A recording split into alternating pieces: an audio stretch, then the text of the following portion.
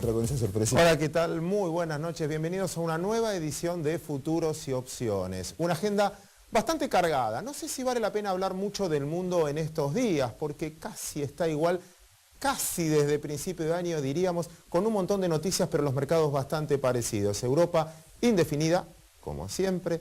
Estados Unidos debatiendo una buena economía real, demostrado en los balances, y una economía macroeconómica con muchísimas dudas, demostrado quizás más en la teoría de los economistas, casi como siempre. Rubén Pascual, ¿y cómo está? Muy buenas noches, ¿cómo está? Muy bien. Propongo entonces una agenda. Dale. Obviamente empecemos por Argentina, donde, usted ya sabe, hubo elecciones, certidumbre, al fin y al cabo de lo que puede pasar, y un momento muy oportuno para plantear algunos casos de fondos, que sí nos preocupa mucho a los que operamos en los mercados financieros. El primero, obviamente, tiene que ver con el tipo de cambio. ¿Cuál es el verdadero tipo de cambio en la Argentina hoy? ¿El que se paga en un mercado paralelo, el que se paga con cable en el exterior o el que vende el Banco Central? En base a eso uno puede sacar los cálculos, si vale la pena no defenderlo como lo están defendiendo.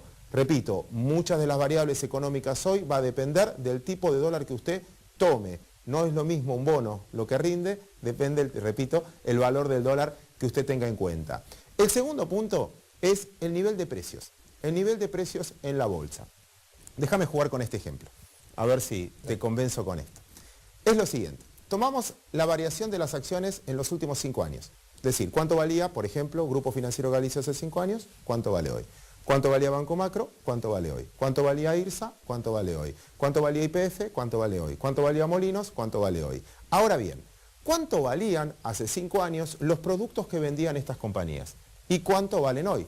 ¿Cuánto valía una cuenta corriente, un servicio bancario, el servicio de una tarjeta de crédito 5 años atrás y cuánto valen ahora? Los bancos, más o menos, 15-20% abajo de lo que valían hace 5 años. ¿Los productos valen 20% menos o facturan el doble o el triple? IRSA, tomo el valor de las propiedades hace 5 años y el valor ahora.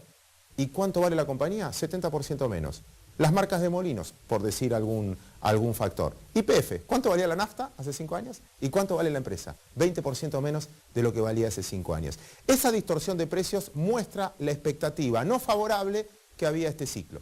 Ahora bien, en este nivel de precios y conocidos los datos, la pregunta que voy a hacer en el programa de hoy a los invitados y para tratar de debatir es precisamente eso. ¿Las expectativas ya eran negativas, por lo que acabo de decir, y podemos contar con ventaja, o hay que hacer cambios urgentes? Rubén, lo dejo a usted.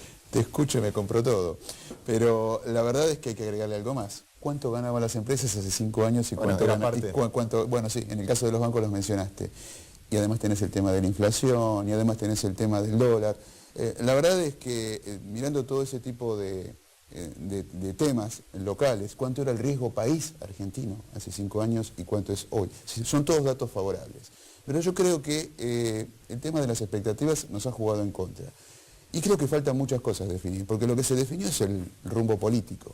Faltan conocer hombres, faltan conocer cuál va a ser la política, sobre todo en aquellos temas sensibles. ¿Qué va a pasar con el tema de la inflación? ¿Cuánto tiempo puede subsistir una fuga de divisas o un banco central vendiendo dólares y suba de tasas de interés? Y tasas al 20%, ¿no? Bueno, ese tipo de cosas evidentemente se tienen que resolver en el corto plazo porque tenemos experiencias que no terminaron nada bien. Creo que esas cosas van a hacer ruido en el mercado, o van a hacer ruido o no lo van a hacer, y se va a descomprimir la situación.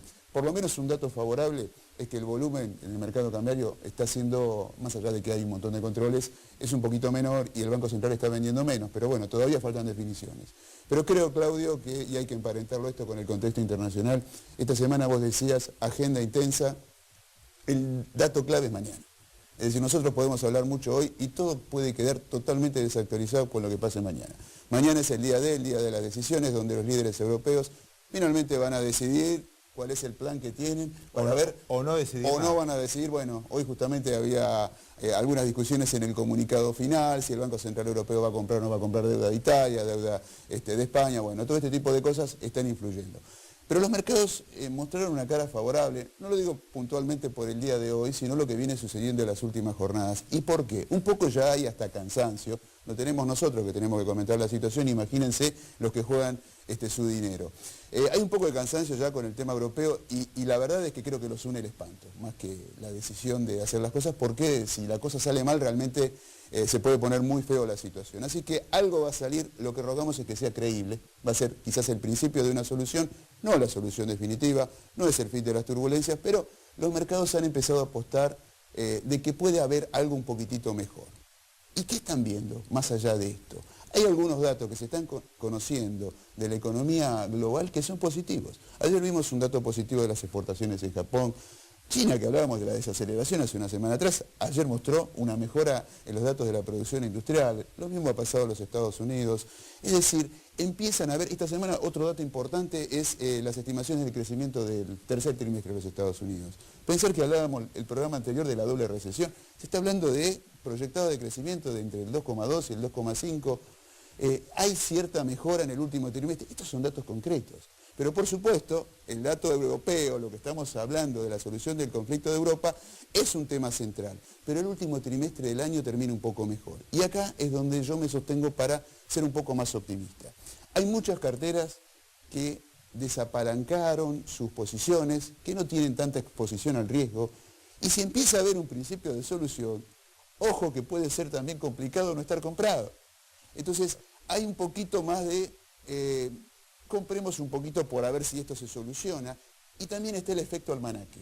Si hablábamos en mayo del famoso salir y ver, esperar, también hay que hablar del rally de fin de año. Y esto también juega a favor de los mercados. Como ves, Claudio, es un combo donde hay cierto optimismo en esta etapa o lo que queda para transcurrir, para cerrar este año, pero también hay cosas que hay que ver cómo se definen. Bien, Rubén, señor televidente, queda planteado entonces lo que vamos a proponer en el programa de hoy. El debate del tipo de cambio sin duda, el debate del contexto internacional, si nos cansamos o no, qué es mejor, si una solución de corto plazo, que es un salvataje, o a veces una solución mucho más profunda de largo plazo, y qué puede pasar a Argentina, sobre todo en nuestros mercados. ¿Cómo lo vamos a hacer? Como hacemos siempre. Primero le vamos a dar la cámara a la señora Ana Sacco. Ella eligió las mejores preguntas de los televidentes, que usted recuerde que se puede comunicar con nosotros para también resolver sus dudas, y la va a discutir con el amigo Leonardo Chialva. Así que, Ana, las cámaras son suyas. Señor Claudio, muy buenas noches. ¿Cómo le va? Señorita, por favor. Bueno, vamos a lo importante, vamos como siempre a dar respuestas a nuestros televidentes junto al analista Leonardo Chialva de Delfos Investment. Leonardo, muy buenas noches. Estamos muy formales, así que señorita Ana, buenas noches. Muy buenas noches.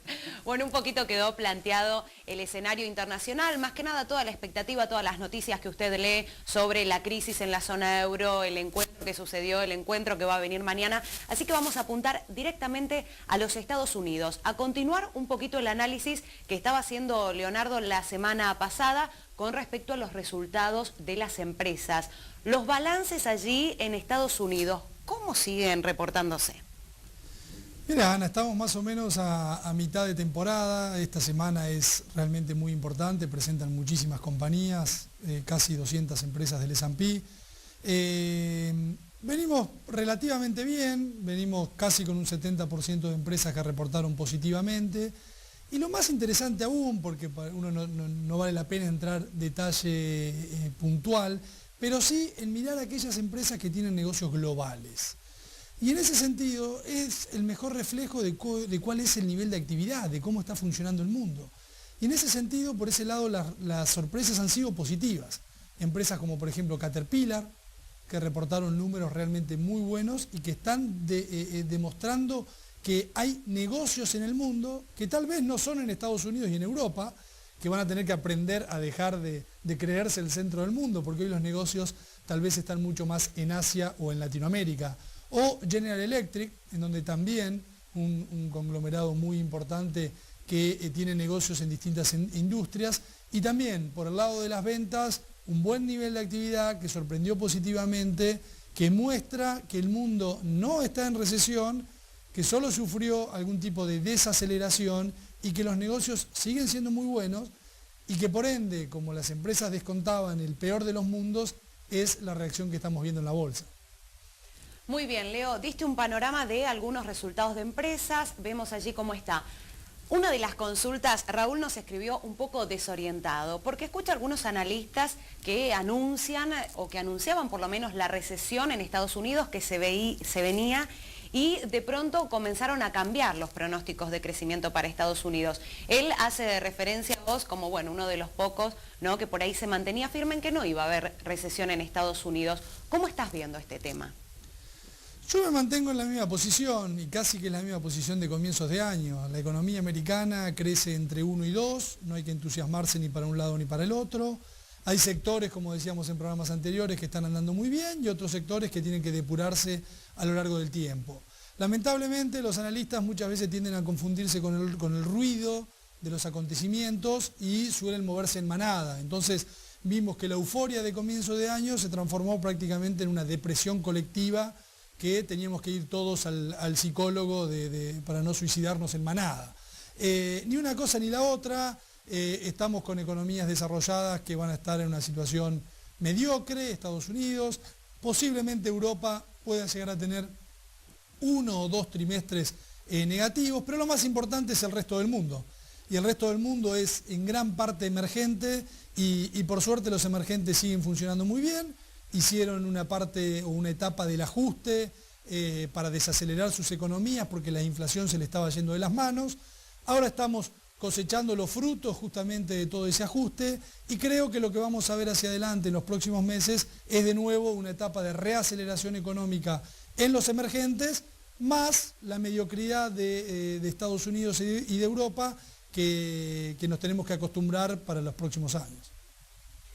Muy bien, ahora atención porque se puede venir la recomendación de la noche, porque estuve leyendo en tu Twitter que mencionaban al sector de servicios petroleros como interesante. ¿Por qué esto? Bueno, ahí vayamos a las bases. Lo primero, hay una crisis en Europa y lo que siempre digo, no miremos los bancos europeos, que por ahí es justo el sector que más golpeado está, pero esta crisis en Europa tuvo coletazos en otros sectores. Y por ejemplo, uno se encuentra con sorpresa que el sector de servicios petroleros, es decir, aquellas empresas que asisten a las empresas petroleras en la exploración y explotación de sus yacimientos, tenemos una que conocemos mucho en Argentina, Tenaris, la vieja Siderca, que hace los tubos sin costura para meter adentro de la tierra para sacar el petróleo, están en un nivel de actividad récord el sector a nivel mundial. Es récord en Estados Unidos con el desarrollo del petróleo no convencional, es récord en Brasil, que tiene prácticamente 1/3 de las explotaciones offshore del mundo. Entonces hay un muy buen clima de negocios, un muy buen nivel de actividad. Estacionalmente mejoró mucho la actividad en Canadá, que fue lo que le había pegado un poco negativamente a Tenaris en el trimestre anterior. Con lo cual creo que es un sector muy interesante, que se está viendo un desarrollo tecnológico realmente innovador, que en Argentina estamos recién en la etapa inicial, que es justamente el del petróleo no convencional. Con lo cual, de nuevo, crisis global, crisis en Europa, hemos visto empresas en este sector caer más del 50% y creo que con un nivel de actividad que lo vemos en las estadísticas del sector, que está prácticamente en récord histórico, nos obliga a mirarlo porque me parece que ahí hay una oportunidad muy interesante cuando uno de nuevo, como siempre hay que hacer en este negocio, que es mirar el mediano plazo, mirar los próximos 18, 24 meses y creo que puede haber satisfacciones interesantes invirtiendo en ese sector. Muy bien, ya lo escuchó, a mirar entonces en esos plazos. Bien, intentamos sintetizar las principales consultas. Leonardo Quialba, muchísimas gracias. Señorita Ana, buenas noches. Hacemos una muy breve pausa, quédese ahí porque hay una mesa muy interesante.